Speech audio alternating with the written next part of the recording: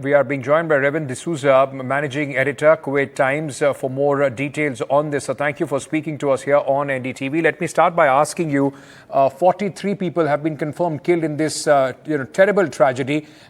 Is there any confirmation in Kuwait as far as the government is concerned on the nationality of these people?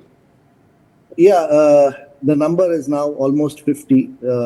There's in fact 51 bodies that have been not yet identified, are in the process of being identified.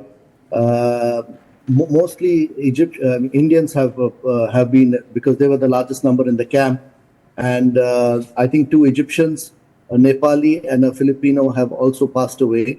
Numbers are still, because there are still some in CCU.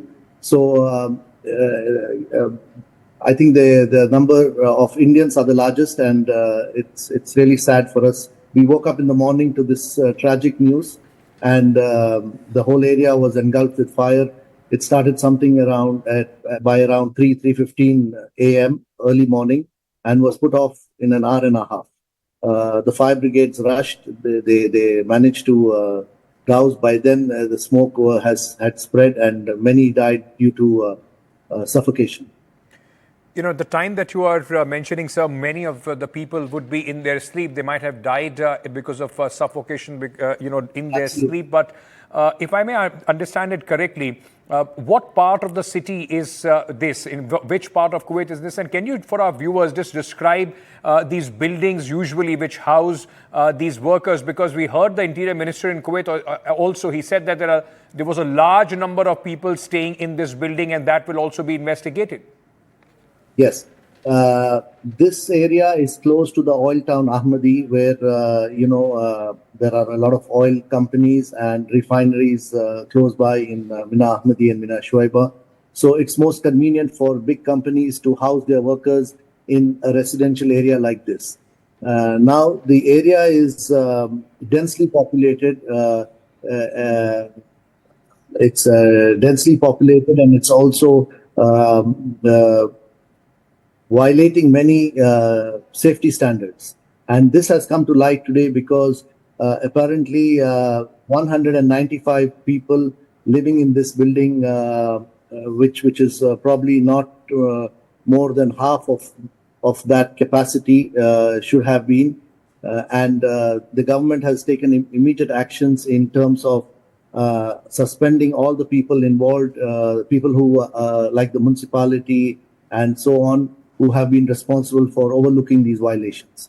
It's very sad and tragic that I think this is one of the largest ever deaths we had in a fire in Kuwait. We've had big fires, but not so many.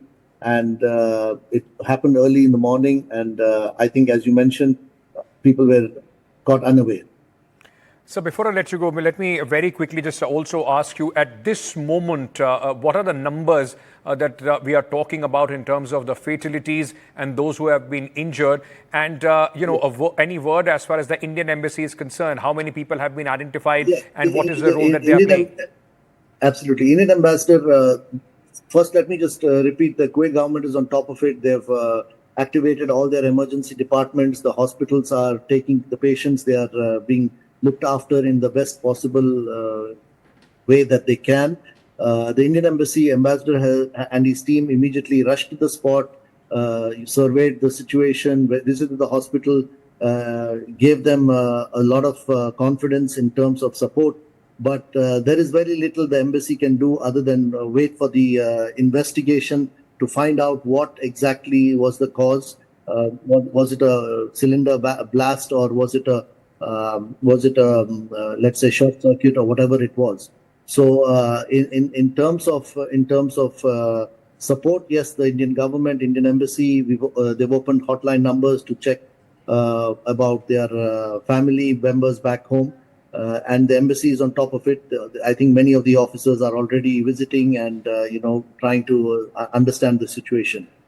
From what I understand from the embassy itself, there are around 51 people, who have not been yet, but it's being worked on, but who are not identified, so missing. So I think they are working on it. There are some in the ICU and so on. So I think it's a matter of by the end of the day, we will be having a clearer picture and how many are out of danger and how many are in hospital and how many are not.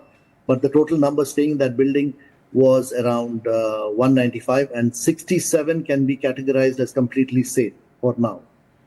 Thank you so much, Out of the Mr. Souza, 67. for joining us at this moment with all that important information which is coming in from Kuwait.